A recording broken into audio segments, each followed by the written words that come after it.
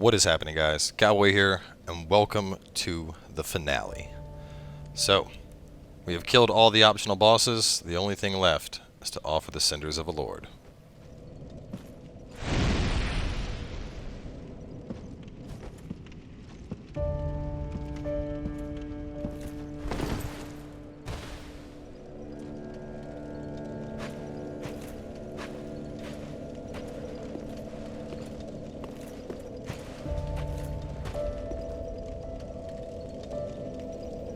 The 5 lords sit their 5 thrones, all thanks to thee, most worthy of lords. Ashen One, with the lords as thy witness, bend thy knee afore the bonfire's coiled sword, and let the lords' embers acknowledge thee as their true heir, a true lord, fit to link the fire. Farewell, Ashen One. Mayst thou thy peace discover.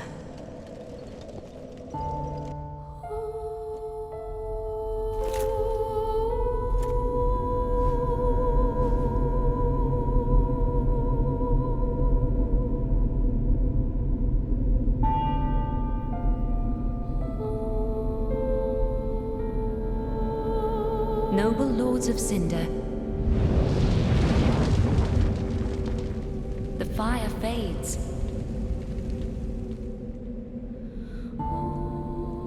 And the lords go without thrones.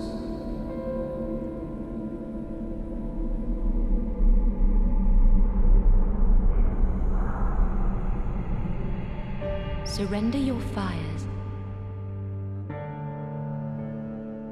to the true heir.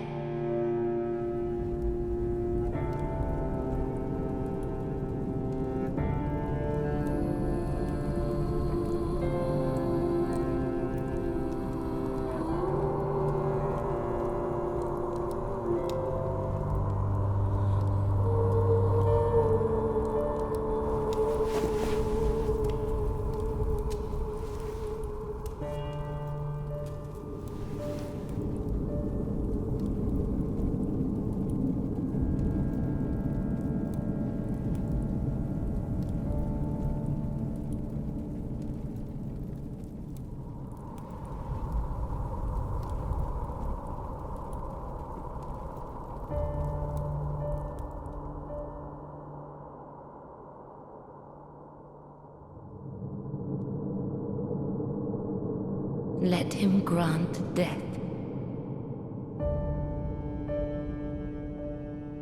to the old gods of Lordran, deliverers of the first flame.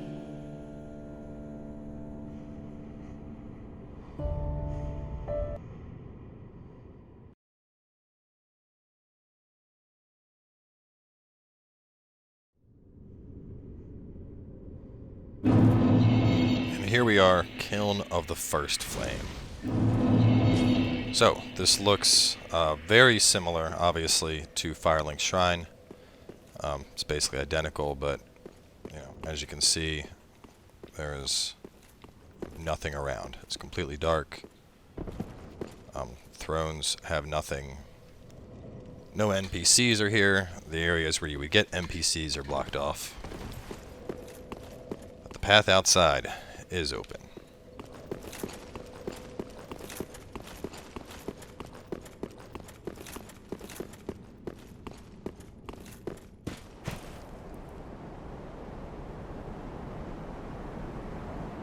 You can see all the various kingdoms stacked up on top of one another.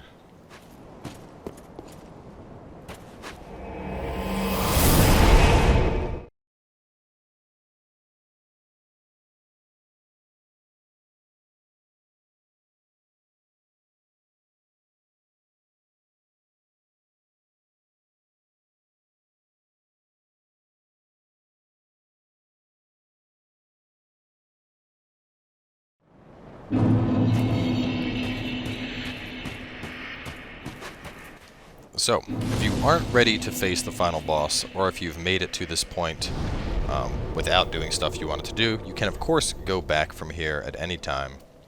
There's nothing over at the Flameless Shrine. so don't bother. But we're ready to go. Got 1 pale pine resin. Do I have any other resins? Really? That's it? And 1 lightning. Alright, should be enough. I'm going to use lightning. I'll have to use it in phase 1.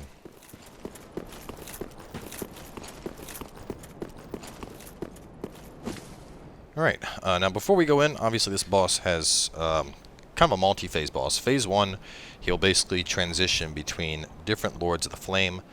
There's one where he has a longsword and shield, there's one where he has a spear, there's one where he uses pyromancies and a scimitar, and then one where he casts.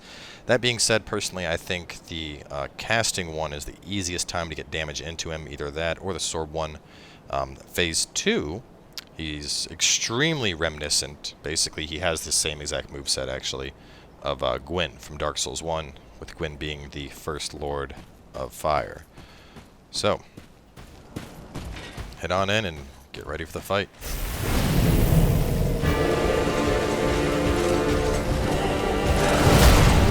Thought you had a shield. Maybe not. Ooh, good hit.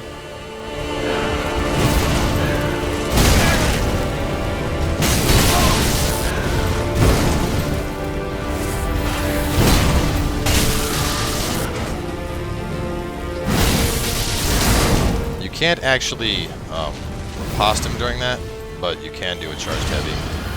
Alright, looks like he went to caster. Good.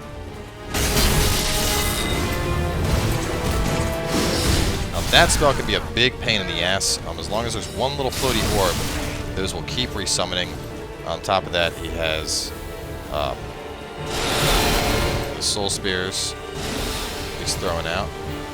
He also does the Kamehameha spell and soul greatsword and the soul barrage you saw earlier.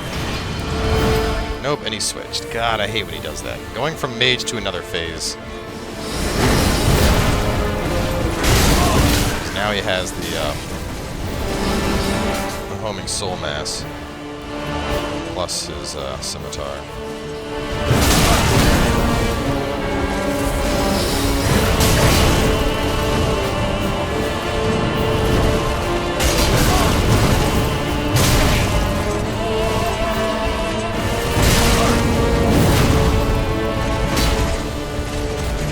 Listen here, you backflipping shit. He can also cast a miracle to start healing himself, too.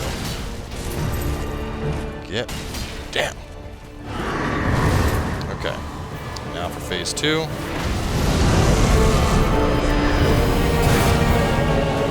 A big thing to watch out for, he has a combo attack he'll do. It's fairly telegraphed. Here it comes. Don't be near him when he does it. Oh my god, are you kidding me? Fucking controller died right now, of all times? Holy shit. Wow, no. Oh my god. The worst possible time. At least it was while he was in that animation and not while he was attacking me.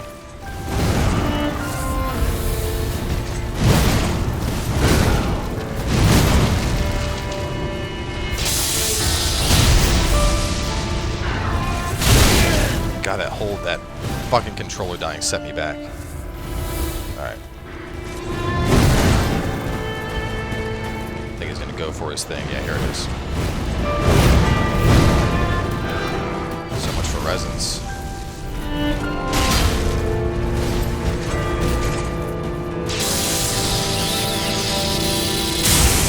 He's gonna go up to the sky. Oh, God.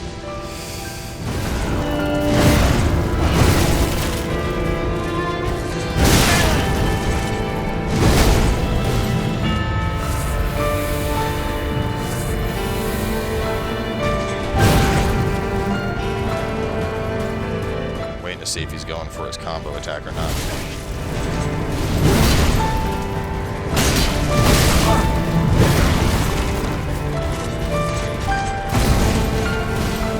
Health's a little too low to fighting him. Oh, here it comes. Alright, good.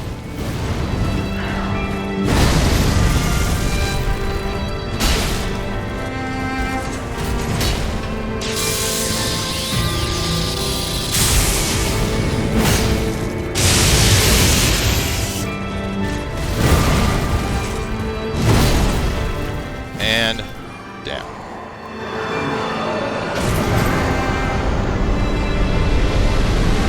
Goodbye, Soul of Cinder.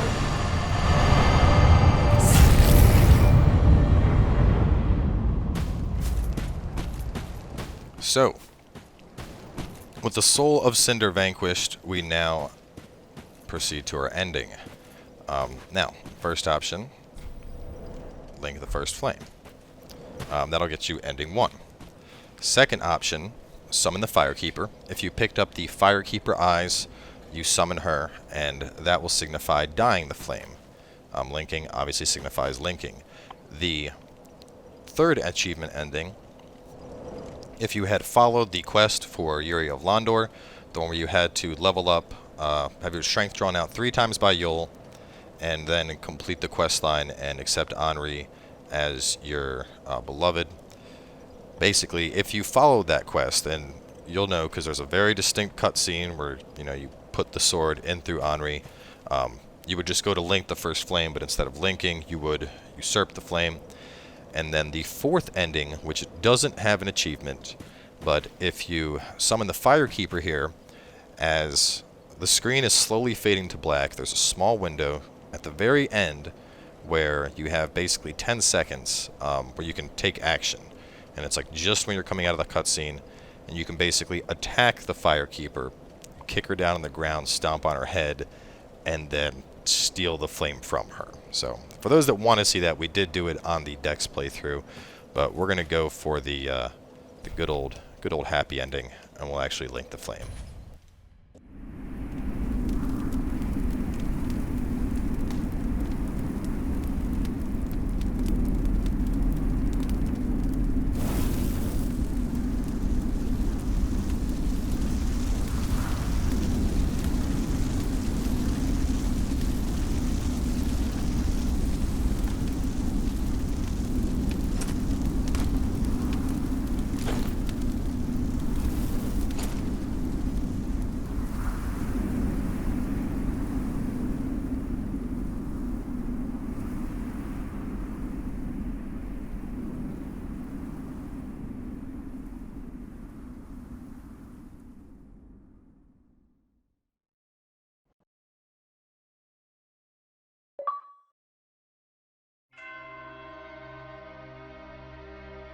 And that, ladies and gentlemen, is Dark Souls 3.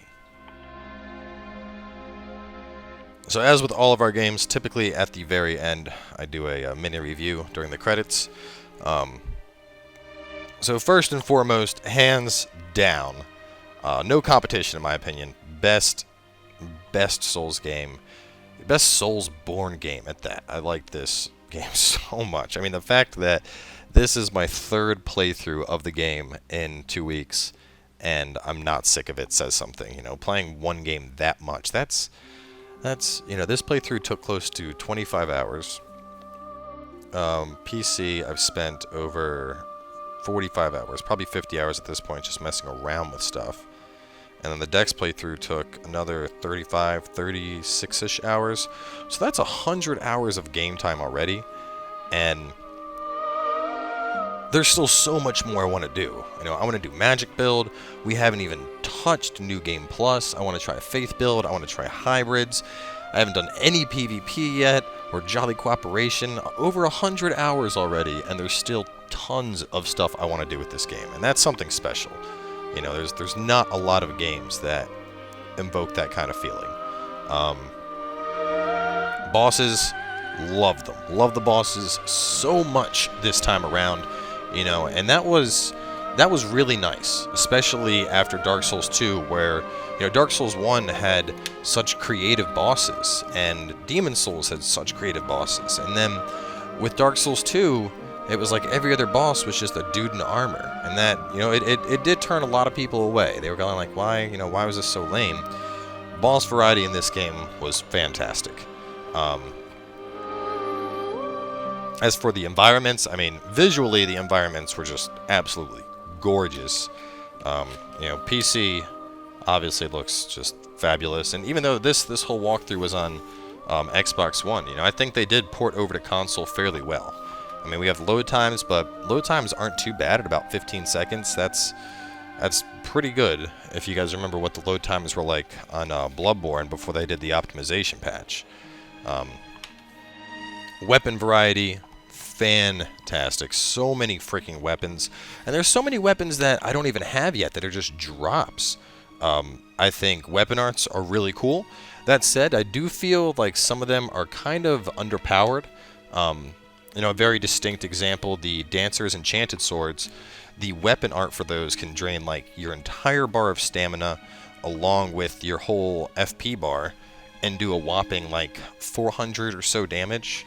And it's because of the nature of the weapons, because they're split between, you know, physical magic and fire. So you're not seeing huge numbers, but you know, I think in instances like that, you should see some kind of scaling bonus to the weapon art because, you know, there's really no reason to use it aside from the aesthetic of spinning around until you're out of stamina. But a lot of the weapons, the weapon arts were really awesome. You know, the one with the ultra great swords where you're stomping to block an attack and then following through, I really like that. A lot of the weapon arts for like the boss weapons are just crazy. You know, like the sword spear, you can do the same attack where you raise it up in the air and thunder comes down, that Nameless King was doing. With the scimitar from him, you can do this tornado thing. With the Irithel scimitar that I picked up as a drop, that does this like crazy energy blade coming off of it. So all in all, I'd say that weapon arts were really cool. Here, I'm going to look through this cast, see if there's any names I don't recognize.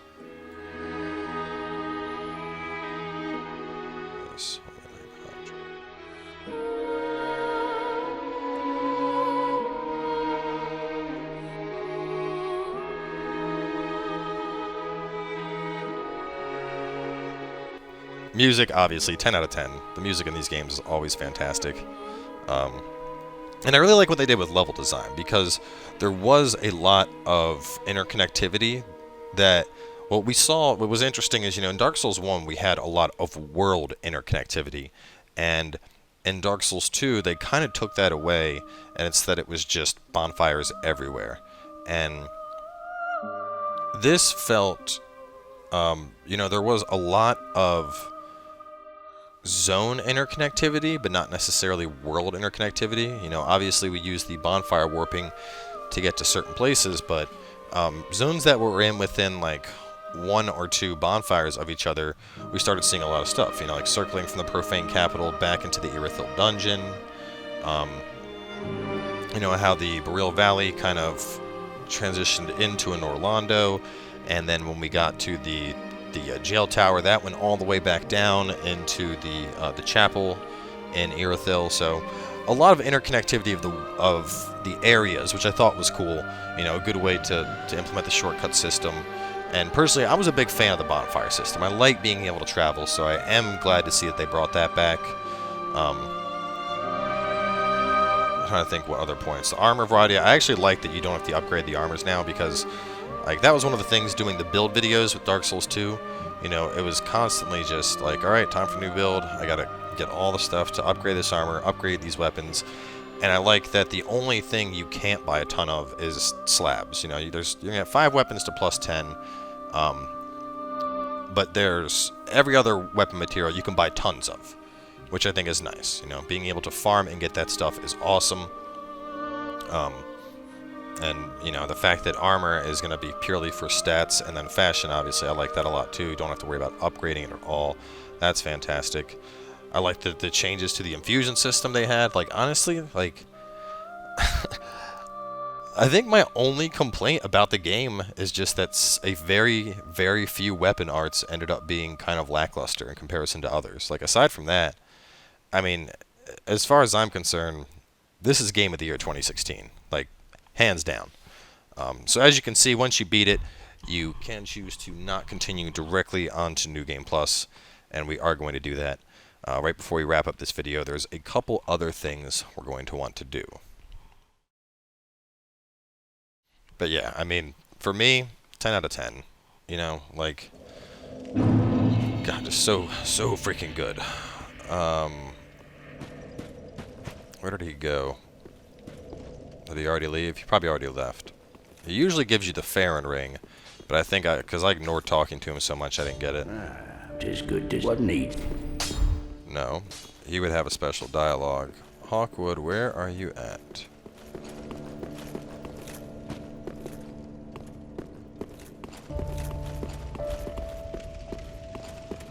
Well, we're going to travel, and then we're going to travel back. Basically, we need to get Hawkwood to spawn. So while we're not sure where he's at, we'll go up to Ludlith. Even though Ludlith kind of joined in and, you know, we took his Cinder, we can, well, with the Skull Ring first, which is, makes enemies target you more, we can still do transposition even though he's gone, so rest assured.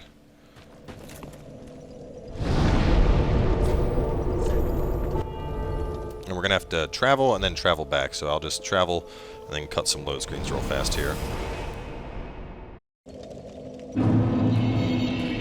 Okay, so back at the shrine. There he is. You offed the lords of Cinder. So that's how... I pity the sorry souls. For helping them. Farron Ring. Alright, now that we have the Farron Ring, pretty interesting. I'll just show you guys that real fast, and then we're going to do some more traveling. Reduce skill FP consumption, so nice to get if you're got a hard on for the weapon skills. And now we will travel again.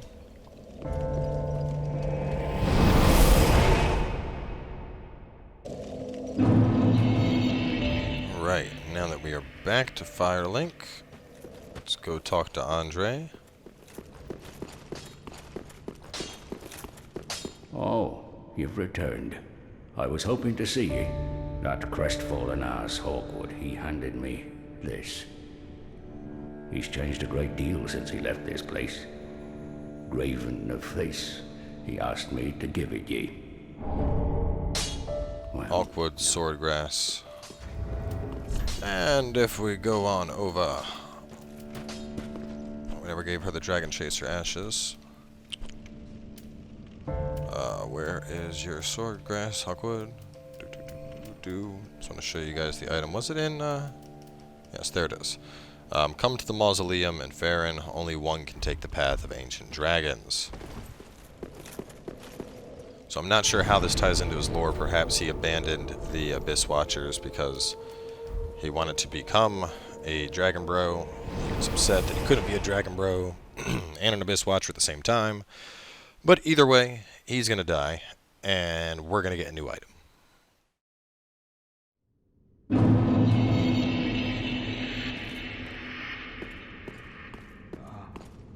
This is unexpected. Well, I've decided to stop. Loathe me all you like. I shall take what makes you dragon. Now, I'm not entirely sure, but one person sent me a tweet where Hawkwood dropped both the Twinkling Head and the Twinkling Torso. So I think maybe you can get both from him. I don't entirely know. But I've always done the Path of Dragons. And then gotten the other one.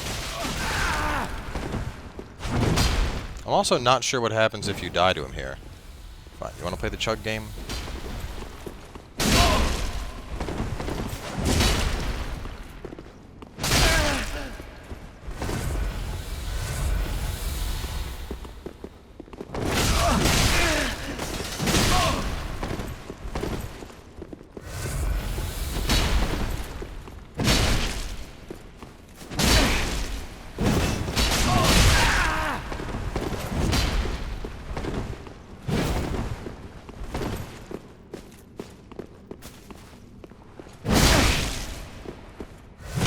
Nope.